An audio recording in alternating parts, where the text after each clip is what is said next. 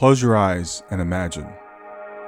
What if the things in life that cause us the greatest pain, the things that bring us grief, are challenges?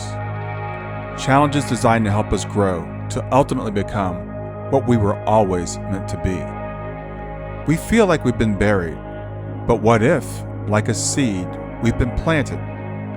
And having been planted, we grow to become a mighty tree. Now, open your eyes.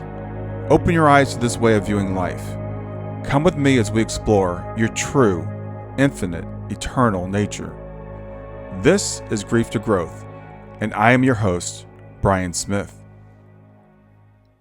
Hi there. Welcome to Grief to Growth podcast. Your host is Brian Smith, spiritual seeker, best-selling author, grief survivor, and life coach.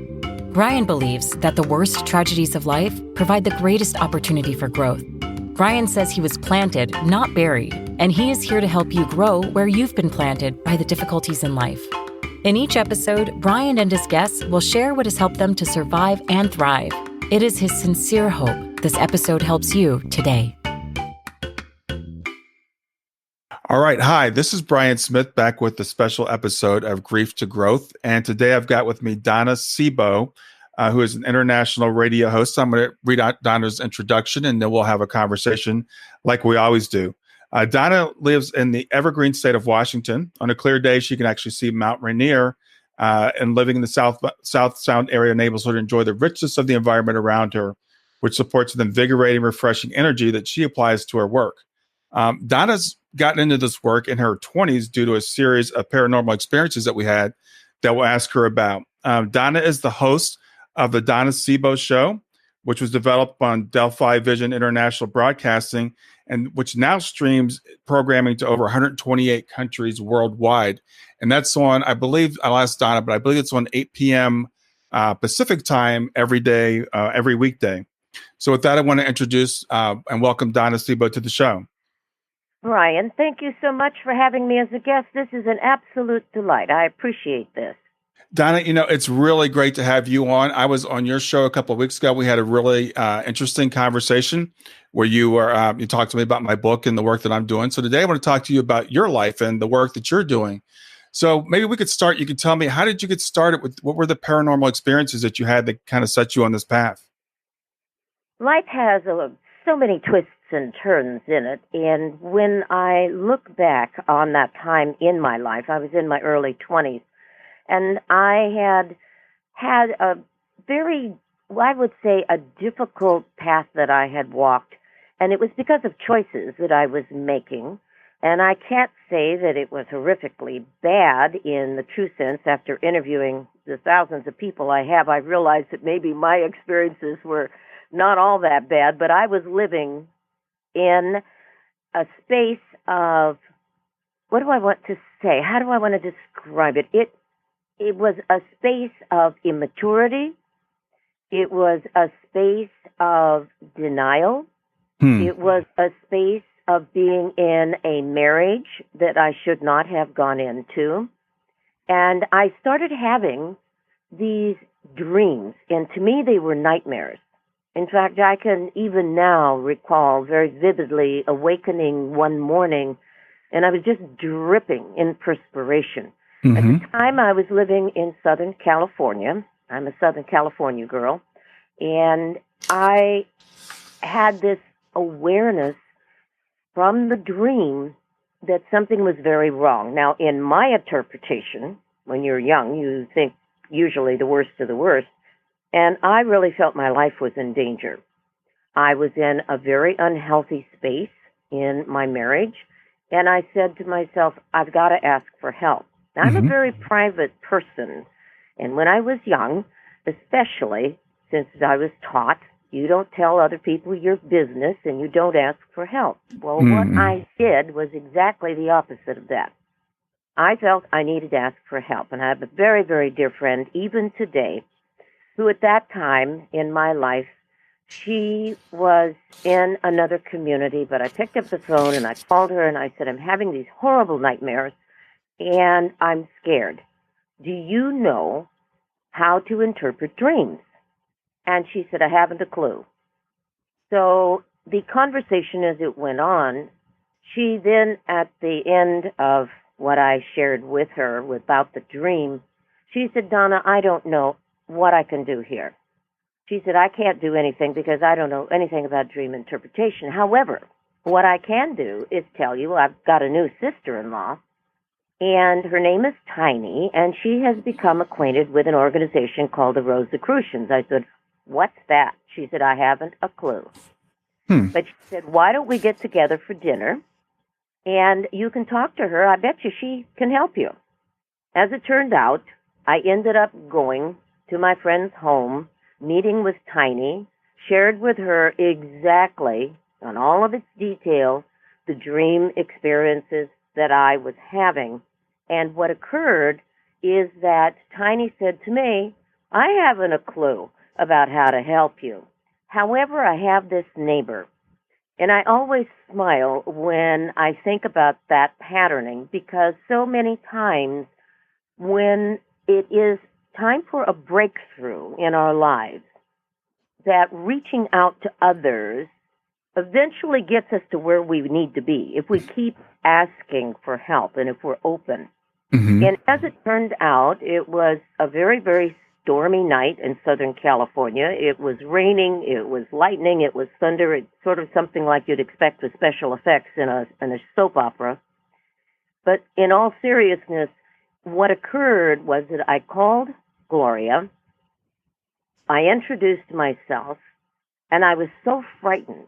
I was just shaking when I was on the phone with her. I said, I am having these dreams. I don't know what to do. Can you help me? And she said, of course I can. In that moment, my life changed. She took my dreams apart. She explained to me what the colors were in the dreams, what the images were in the dreams, what they meant, and why it was so significant. She said to me, she said, Donna, you are afraid that your life is in danger, but she said, what it really is that you have people that do not want you to change, but you're totally safe. You're going to go through this transition. Your life is going to be entering into a whole new territory. That was the very first conversation that I had with Gloria, who became a mentor. I knew her for 2 years before she passed away at the very youthful age of 38. Wow. In her, and I felt she passed her mantle to me. She was someone that was very deeply versed in astrology, and she told me so many years ago, she said, Donna, this work, the psychic area, is what you are going to find is your life's work. Well, when you're in your early 20s, in my personal opinion, I think most of us are brain dead. We just don't know, we just don't have enough life experience to really get what we need to get. However, her words of wisdom were so powerful.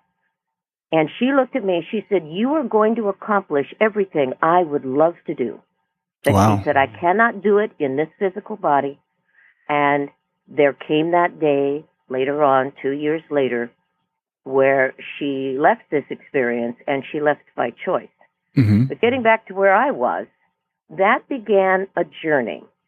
That began a journey that introduced me to people that were trance mediums, people that were quote-unquote psychics, that worked with crystals, that worked with animals, that did all kinds of different expressions of mental disciplines. That's how I like to describe it. And I just felt like I was an odd duck.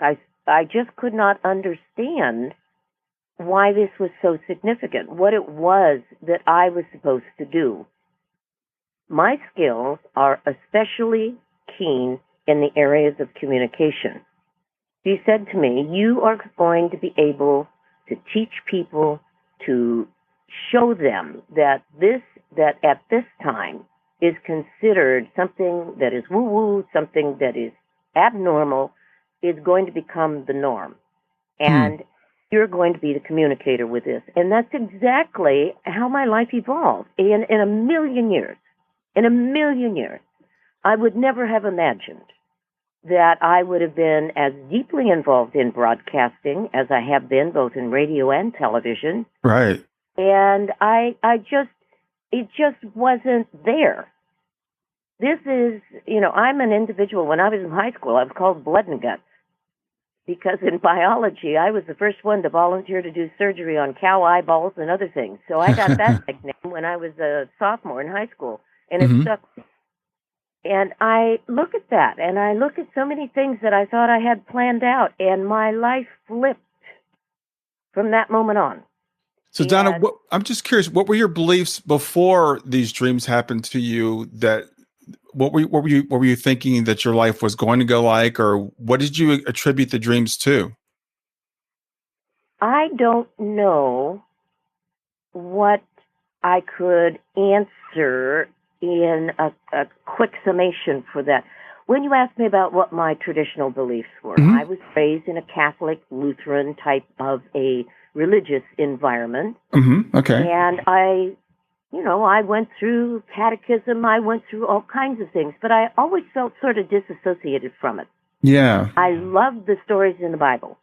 I never was interested in the history. I always loved the stories, the parables. To me, they were so rich. I just loved them. To this day, I love stories, and that's why I love doing what I do.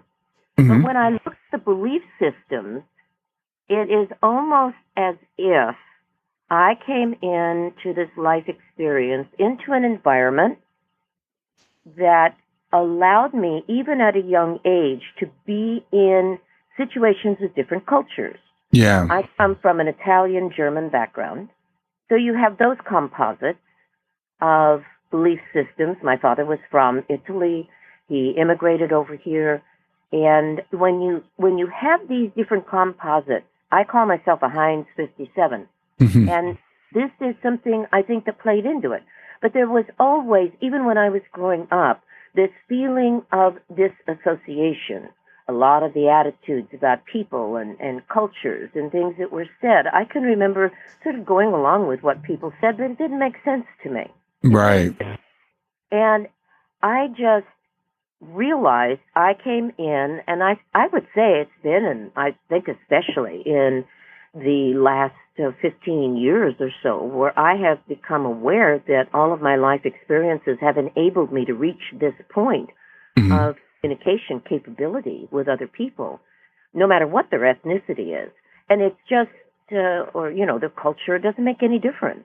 We're all part of this human family. And when I think of how my journey began and what my mentor, how she perceived me, I could not see myself. How many of us can when we're in our 20s? We can. It's interesting that as you're telling that your background, I could so resonate with it, and it seems like so many people I talk to that are kind of on the path that you and I seem to be on. It's like we come in and we're taught these traditional things, but they never quite sit right with us. And then there's that event that kind of breaks us open. Yes, very well said. Yes, and it's often an event, and then it's followed by another event, and then another event. And when I look back, it's almost as if there's a choreography, as if it was important for me to go through various experiences. And in hindsight, I can see that. Did I like it? Of course not. Most of us don't like being in boot camp. And that's what this life of schooling, and I call it that, is, because we are here to learn. We're here to learn, we're to grow, we're to expand, and we're to share. We are to be open and communicative with people about what we find is the truth. And it fascinates me. It really, really fascinates me how, let's say 20, 30 years ago, to be able to talk with the openness that we're talking with now. In media, it was a no-no. You just didn't discuss things like this.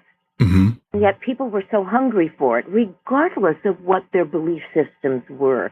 They could identify with it. And look at where we are today, where science is catching up with the spiritual side of life. And I'm getting all kinds of commentary, and I have for 20 years, almost 20 years that I've been doing my programming. And I find the evolution so amazing, so absolutely amazing. And look at how the technology has evolved so that we can communicate. I mean, you talk with people in Europe, I talk with people in Europe in different parts of the world. It is absolutely thrilling where we've evolved to. I just think it's great.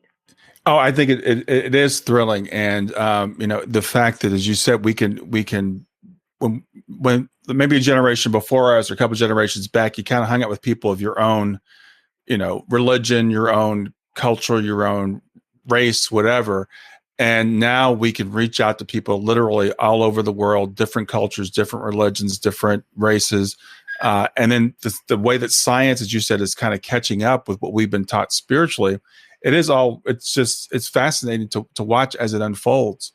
So I think I think you made a really good point there. And when you talked earlier also about, this life kind of being like a boot camp, I think, at least for me, that was a pretty new revelation that I only found out about, like, say, maybe 5 years ago, that, we're actually here to learn. And it puts a whole different perspective on some of the difficulties that we go through. I concur. Now, anybody that says that they, another person, when they hear a comment like that, so many people will say, oh, I guess it's someone's karma that they have to go through this. They must have been a lousy person in their life because look at how they're suffering. Mm-hmm. No, that's not the case at all. Sometimes we come into this experience because we need to understand something. And in our world, in our physical world, we need to do it. For example, if you want a drink of water and you're sitting at a table, now you haven't gotten to the point where you're an X-man or X-woman, as it's so often portrayed in Marvel Comics, where you can say, okay, faucet, you bring your water and put it over in my glass. Thank you very much. No, you have to get up out of your chair. You have to walk over to that sink, and you have to turn that faucet on. Now, if that faucet is not connected, you're not going to get any water. So you have to physically have a system in place so that you get that demonstration of water coming out of the faucet, going into the glass or cup that you want filled. Mm-hmm. And that's the way the lessons of life are.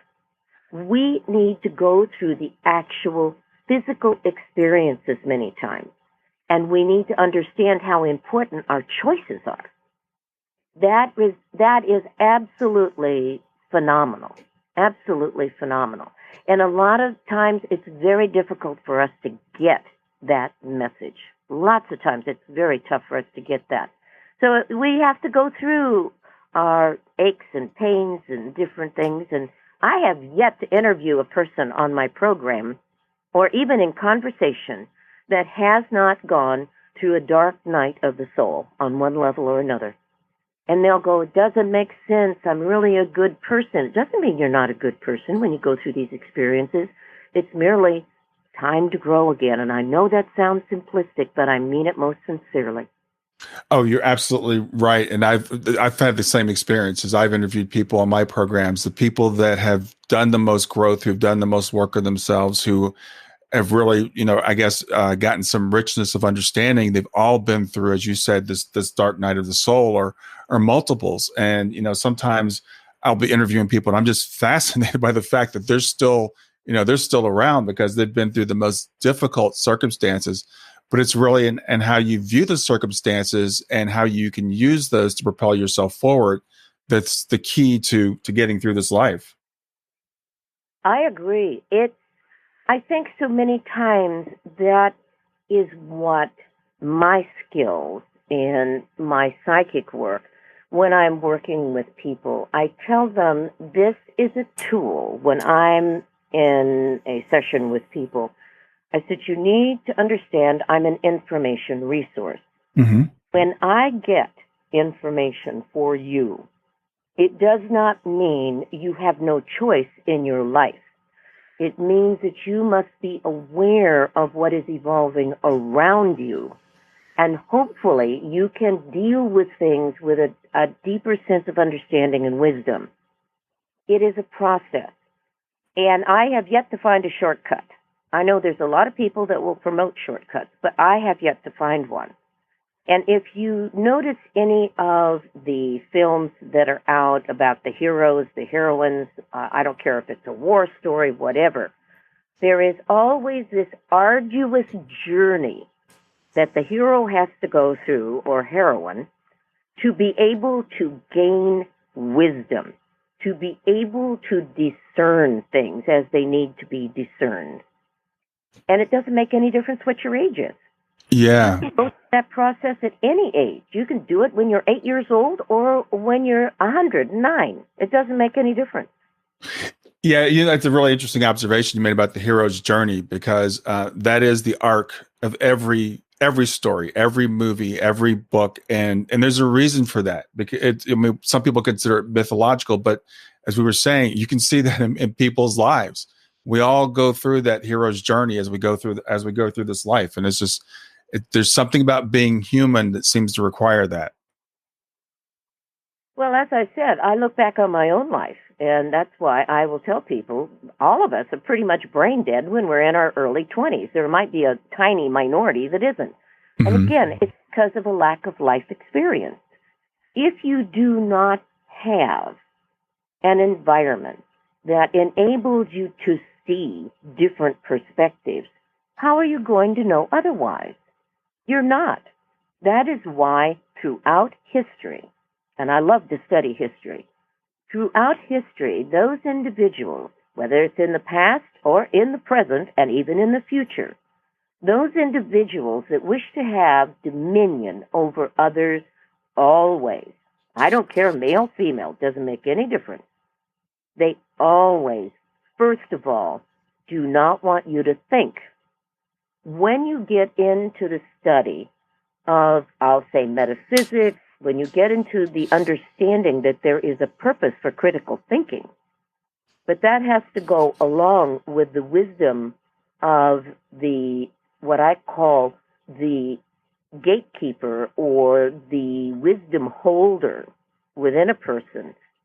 You must understand different things. Otherwise, your decisions are just not going to be clear. You're not going to know how to accept anything out of the norm.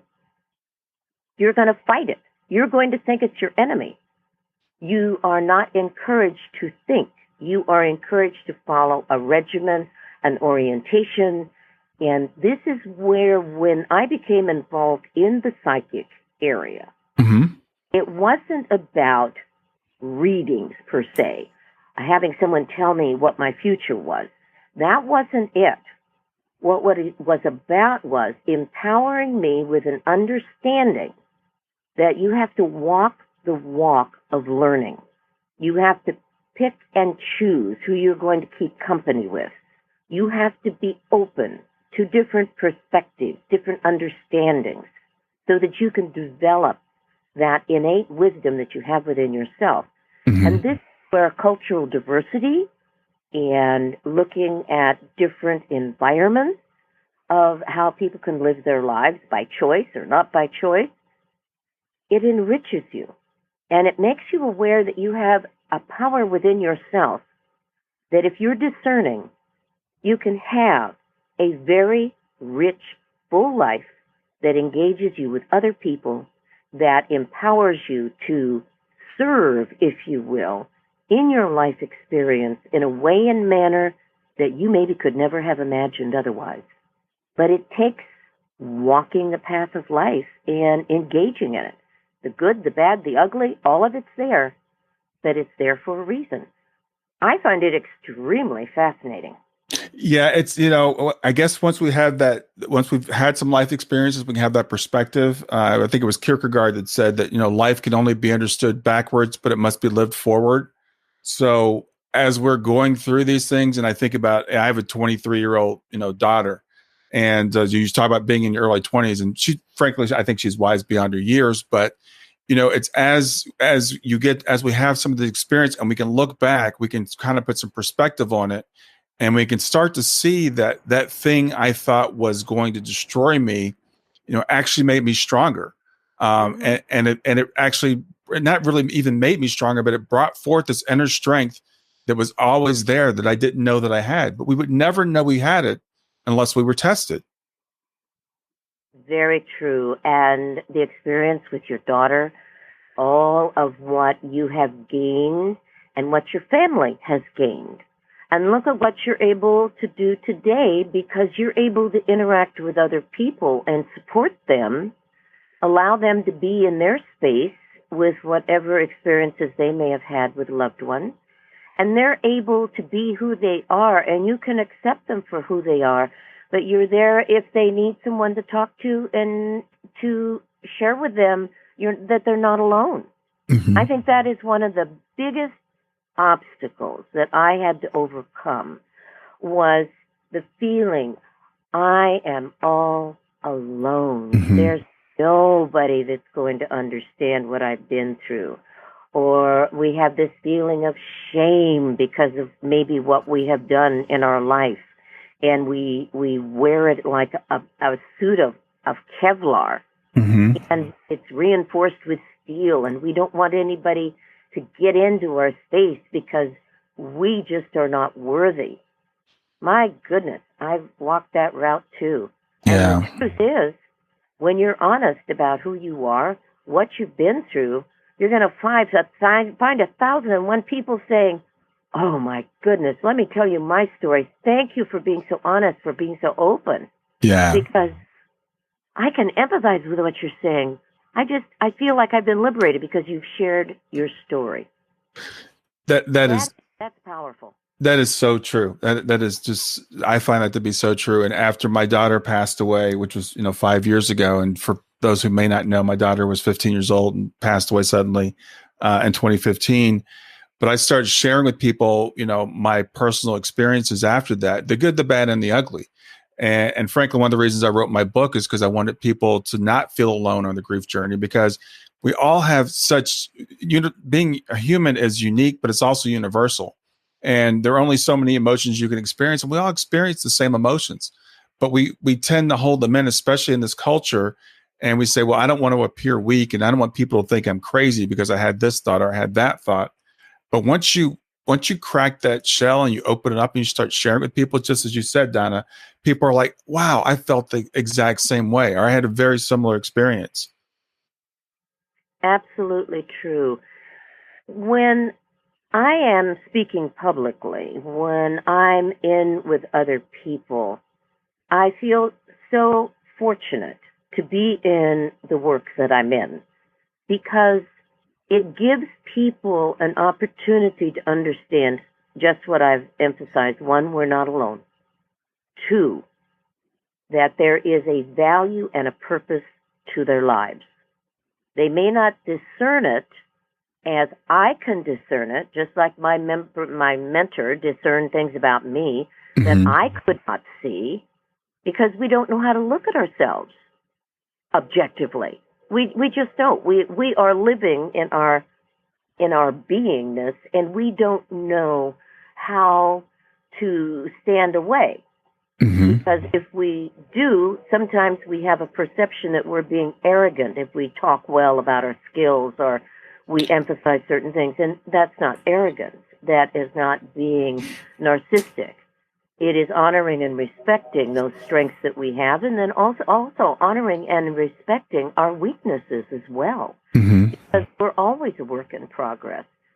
But when you are able to be with someone where you have that empathy, where there is that compassion, where there is that honesty and that integrity, that is more valuable than all of the gold in the world.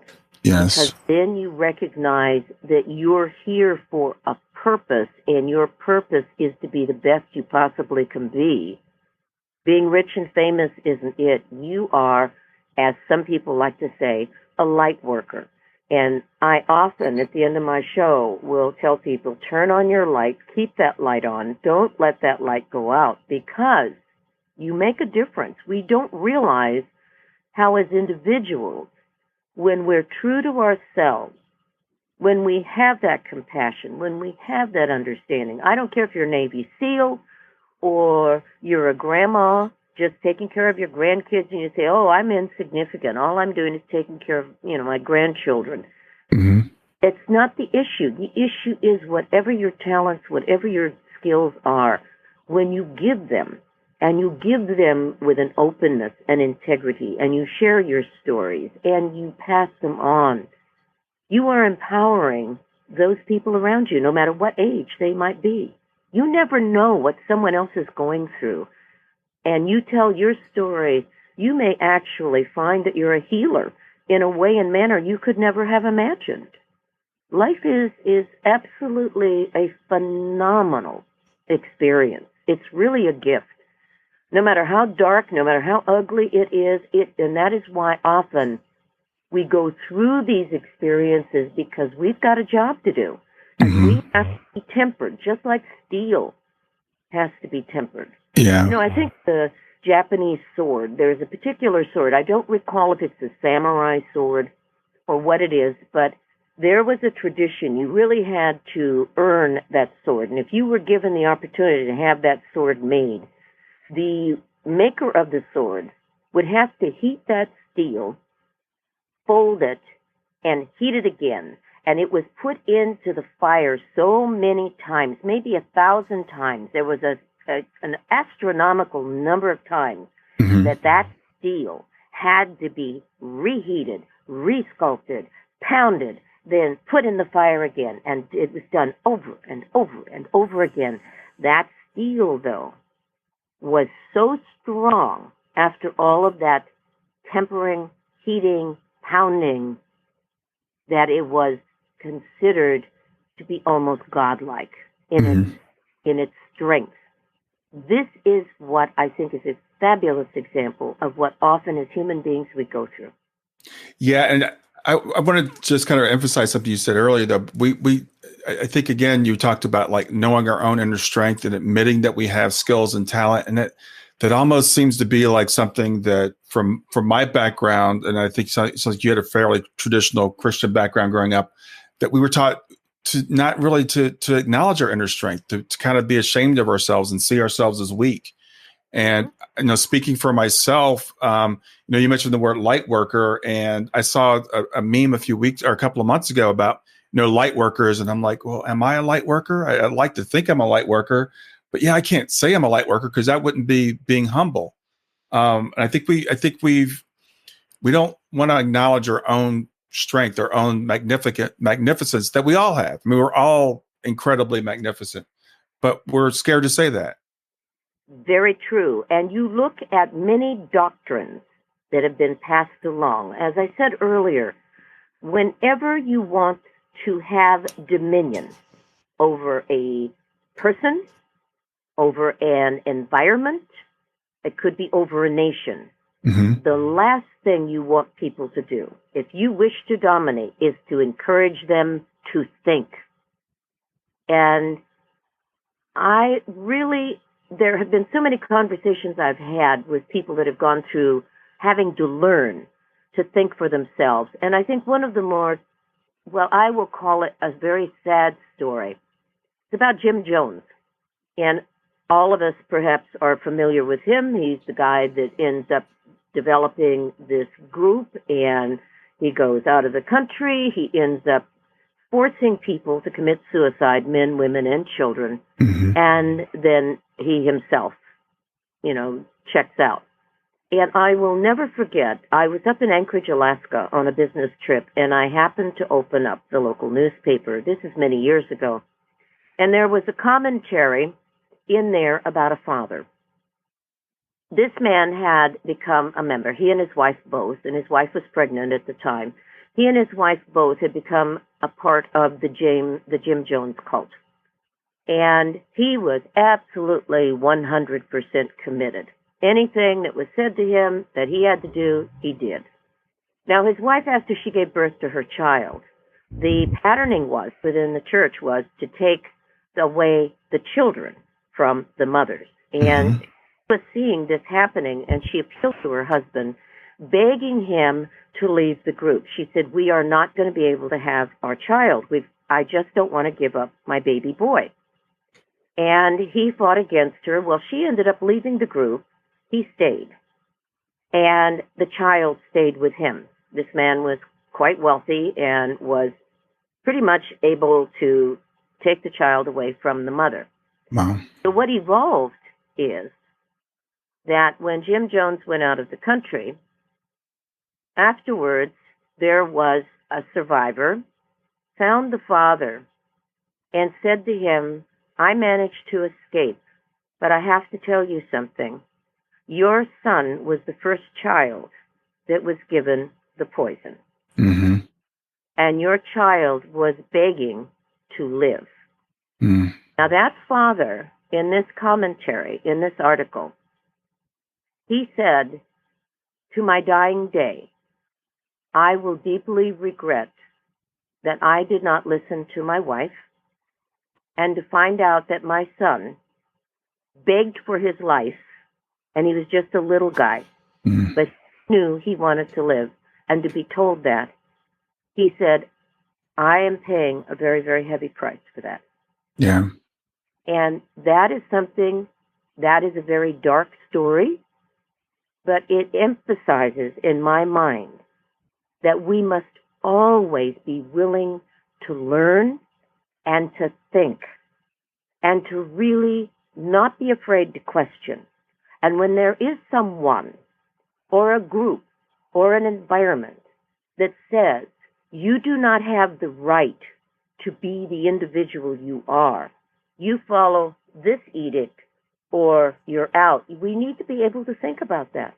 We need to ask ourselves, why is it that they make this kind of a controlling comment, and also what is it that they're after? Yeah, that's a really extreme example of what happens when we give up our power. And as you were saying that, I thought about the phrase "drinking the Kool-Aid," and younger people may not know where that phrase came from, but it came from that event in Jonestown, where he literally put poison in the Kool-Aid and gave it to the people, and they willingly drank the Kool-Aid. They'd given up their power so much that they gave up their lives for a madman. And we all, that's just a microcosm. It's one of those lessons that we can learn from. That's what happens when we don't think for ourselves. Yes.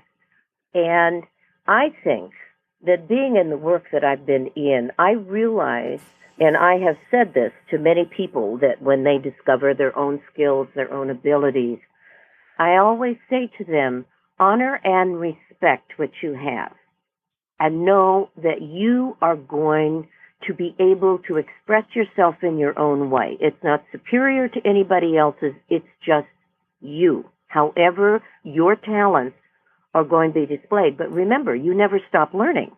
Mm-hmm. And if you expose yourself to different environments of thinking and people's perceptions, that is going to empower you, because you're going to be able to be more discerning about what suits you and what doesn't. Yeah, absolutely. And I think that's another thing. We all have something important to say. We all have important talents. And you talked earlier about, our life's purpose. And so sometimes when people hear these things about, well, these lessons are here to teach us, and maybe we have a life plan, and then people will say, well, what's my purpose? It's got to be something really big. And when I'm counseling people, coaching people, I tell them your purpose could be something as simple as being a mother or being a father, or, being a good example. I talk to grieving parents, and I'm like, just by the fact that you're continuing to live on this earth after you lost a child, you're an example to somebody. So you don't have to look for something, you don't have to literally go out and change the world as we think it means to be a celebrity, but you can change the world one person at a time, and you can have a much bigger impact than you maybe think you have. Oh, I agree. I had the very good fortune a number of years ago to interview a woman who was in her 80s. Now, this woman, if you were to talk to her, you would think, oh, well, she's in her 80s.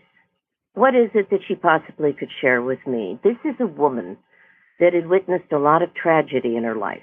This is a woman that has absolutely no real income. She's in her 80s. Mm-hmm. And she lives, however, in a very nice condominium. She made up her mind a number of years ago, in fact, for 30 years of her life. She was in a positioning where she worked with people that were coming off the street, the homeless. Mm-hmm. She worked with them, nondescript personality, always was in a situation involving a challenge with money. She was barely able to keep herself off the street, but she still was out there doing some work. The irony is that she was involved with a church, and this one day, there was this service, and she was being recognized for the work in the community. And one of the members of the congregation had gifted her with a beautiful condo that she could live in for the rest of her life. And she had everything she needed. She said, I'm always provided for somehow. But then there was someone in the audience that stood up and said, I want you to know that you have made such a difference in my life. And a number of years earlier, maybe 15 years before this particular event that went on in this church happened, she had met up with a young woman. This young woman was in a very confused state. She was an unwed mother. She was going through all kinds of negative situations. And this woman helped her get off the street, helped her to understand how important her education was, put her in touch with some people that could assist her. And that person stood up and said, I want to give you recognition, honor you, and respect you. I want you to meet my son that you helped me save. And you helped me save my life, showed me how I could make a choice.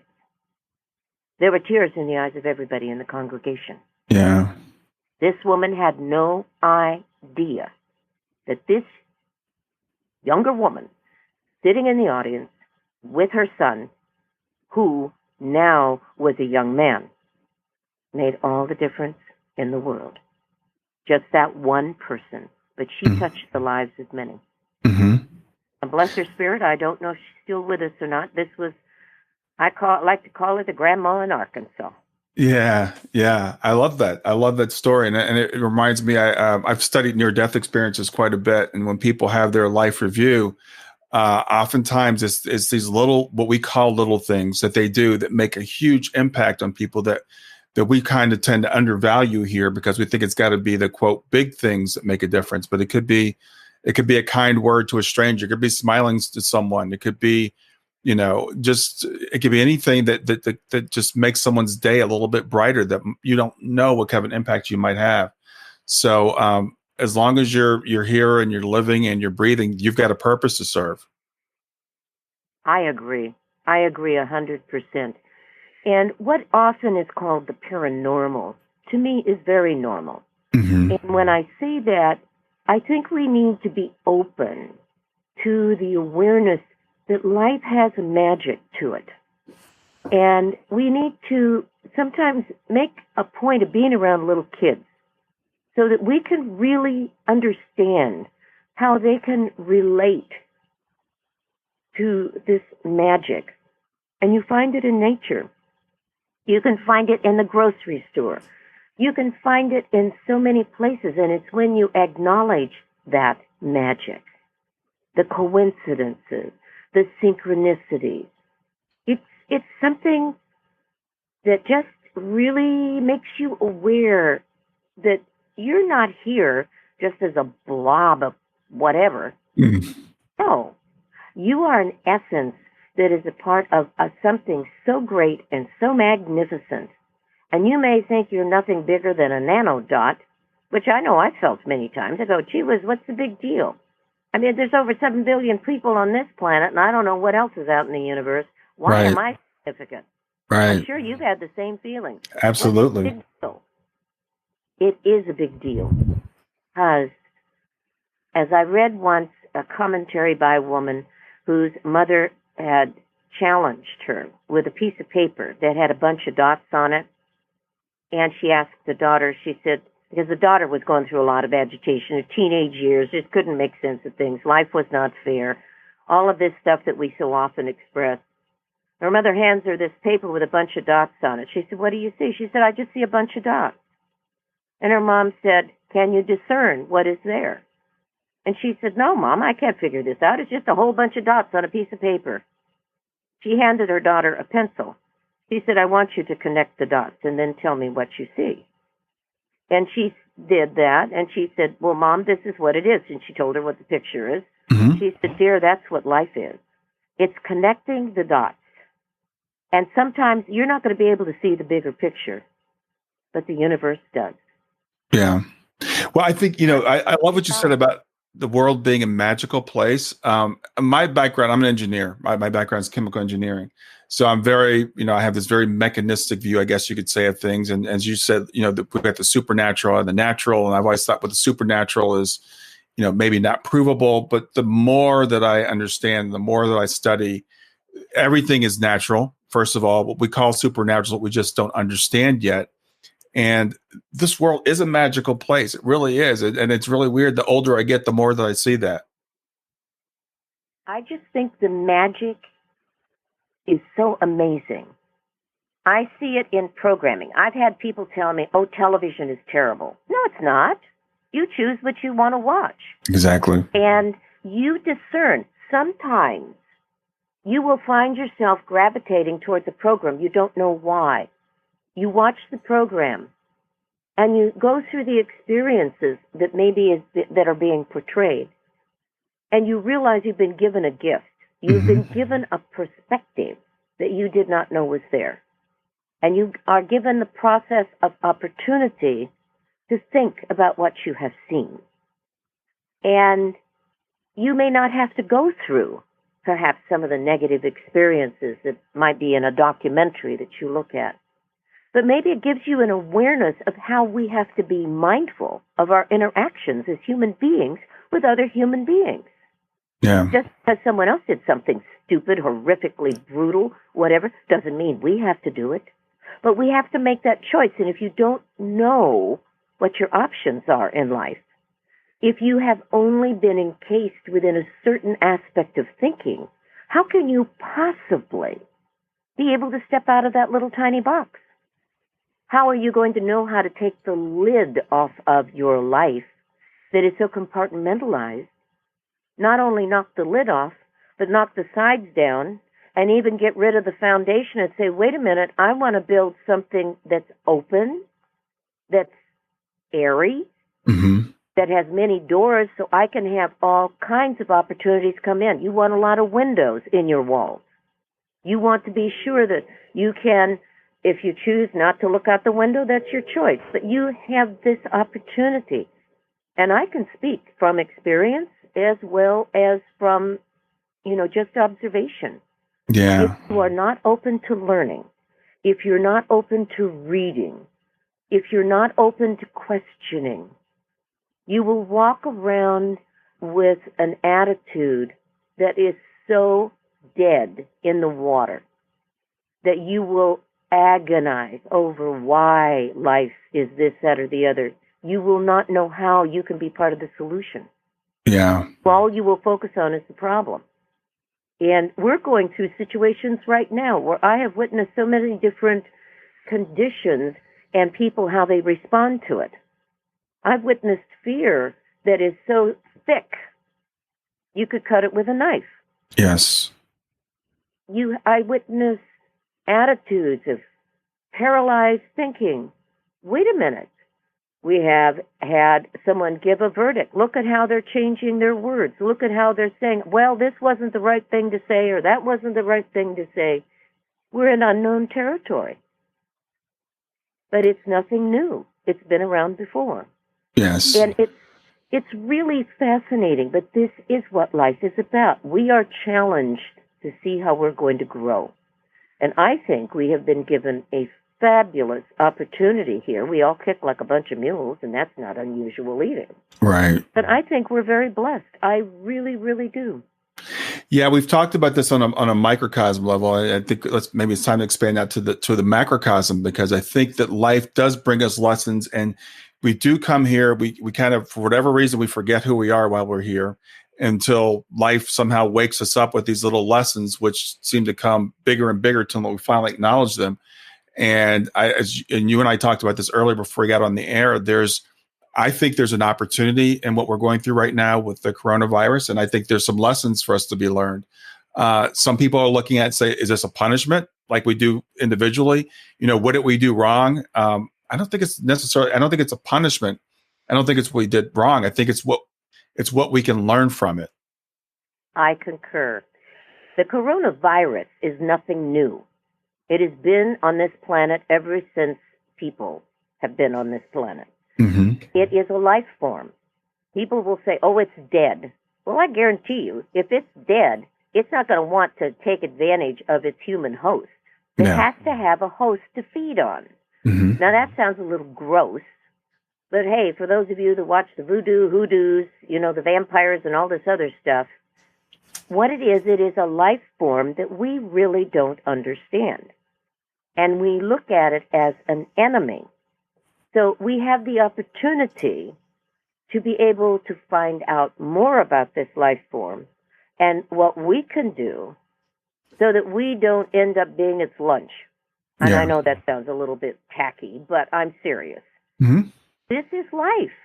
You study nature, you have fungi, you have bacteria, you can have farmers that will lose an entire crop because of a fungal invasion. Mm-hmm. You have trees that are attacked by parasites. Yes. And we will have entire forests wiped out. We are part of this package of life. Yes. We are in an opportune positioning to learn how to understand different aspects of life so that we can become stronger, not weaker, but stronger. And it's very difficult when you're seeing and hearing I call it propaganda and information that's out there that makes you afraid. And you need to be able to understand that you may not have a capacity to understand this invader of our space, mm-hmm. but it doesn't hit everybody. It's just like nature. I remember having a mentor, it's Reverend Humble was his name, and he said that as an Illinois farm boy, and he grew up during an era where they didn't have electricity. He said, what too many people don't understand is that you have to learn how to work with nature. Yes. Not against her, but with her. And when you do that, there is a harmony that reigns. When you don't do that, there's disharmony. And Mother Nature has to contend with that herself. She has to deal with that every single moment of the day. Yeah, the thing is about this, as you were saying, we're just kind of touching on, there are, I think, some lessons to be learned here, but the bigger thing is, and we started off with this, life is about lessons. And even if you don't understand the lesson necessarily while you're going through it, and when you're going through the storm, it's hard to appreciate the fact that it's there to teach you a lesson. But if you can just hold on to the perspective that there is a lesson and I don't understand it yet, then that in itself will help you endure. I agree. I think we underestimate our capability. Yes. And it's so easy to get into a victim mentality of poor me. Oh my goodness. Why is God mad at me? I'm a good person. Why should these things happen to me? Well, life happens. And it's not good, it's not bad. It's how you are going to deal with it. How are you going to leverage what your experiences are? How are you going to leverage these experiences so that you become a brighter light in this world? So that you take your talents and your abilities and put them into a positioning where they stand so strongly that somebody walks up to you and will say, I want to know about you. I want what you've got. And you'll have the delightful opportunity of saying, I'll be happy to share my story.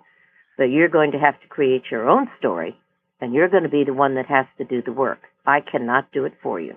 Yeah. Yeah. Donna, before we end, I do want to talk to you about your shows, the Donna Seebo show and Warriors for Peace. So tell me about the work that you're doing now.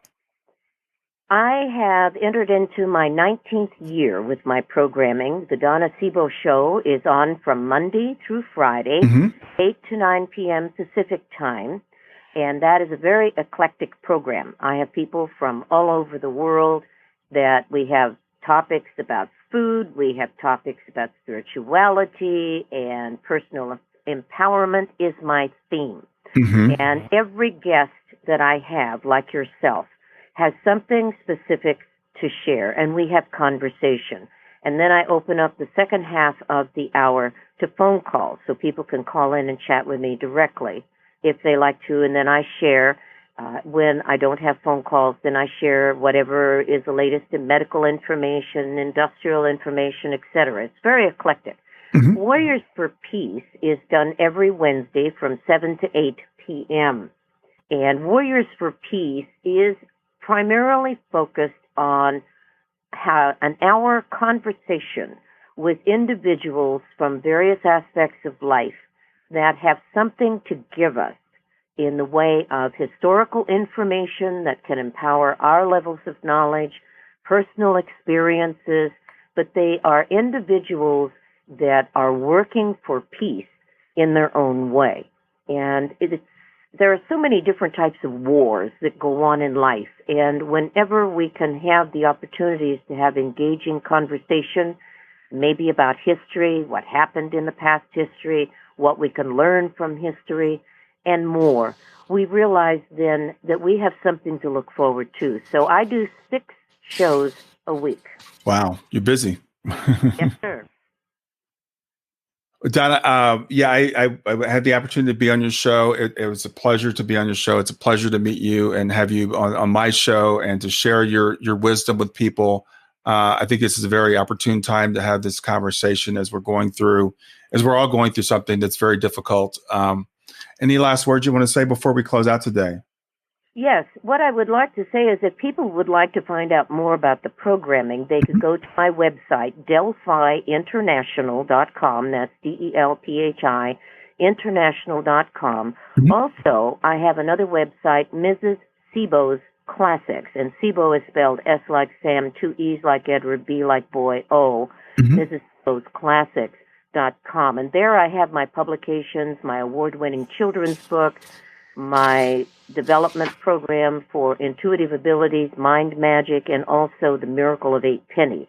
Oh, wow. You can find out the information on Amazon as well. The children's books are there. So you can go in and look at it. You can even listen to some of the audio books if you want. There's little clips there.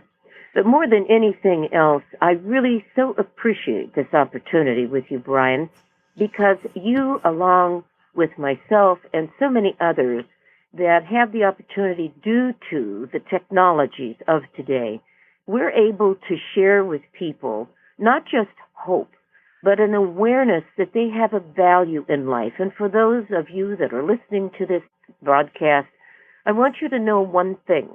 You are significant. You have a job to do. And I consider it an extreme privilege and also a pleasure to have had this time to be able to share a few thoughts with you. And I encourage you to keep on learning, keep on being the best you can be, because you're the master of your fate and you are the captain of your soul. God bless. Wow. Thank you, Donna. I'm going to let it go with that. It was great to talk to you, and you have a wonderful day and you be blessed. Thank you.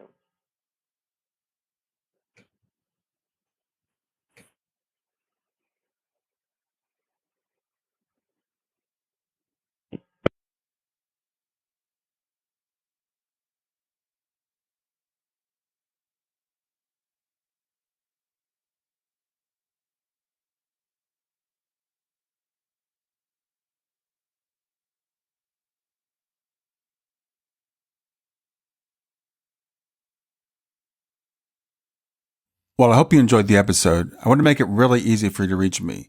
So just send me a text to 31996 and simply text the word growth, GROWTH. In fact, you can right now just say, "Hey Siri, send a message to 31996. And when Siri asks you what you want to send, just say growth. You can do the same thing with OK Google. Thanks a lot. Have a wonderful day. Thanks for listening to Grief to Growth. Brian hopes that you find this episode helpful and will come back for future episodes. Brian's best-selling book, Grief to Growth, Planted Not Buried, is a great resource for anyone who is coping with grief or knows someone who is. If you enjoy the podcast and would like to support it, there are 3 things you can do to help. The first is to share the podcast with someone that you think it will help. The second is to go to iTunes, rate, and review the episode. The third way you can support the podcast is by becoming a patron. Head over to www.patreon.com/grief2growth. That's patreon.com/grief, the number 2, growth, and sign up to make a small monthly donation. Patrons get access to exclusive bonus content and knowledge that you are helping to spread the message of grief to growth. For more about Brian and Grief to Growth, visit www.grief2growth.com. That's it for another episode of Grief to Growth. I sure hope you got something out of it. Please stay in contact with me by reaching out at www.grief2growth.com. That's grief, the number 2, growth.com. Or you can text the word growth to 31996. That's simply text growth, GROWTH, to 31996. Since you're watching this on YouTube, please make sure you're subscribed. So hit the subscribe button and then hit the little bell here, and it'll notify you when I have new content.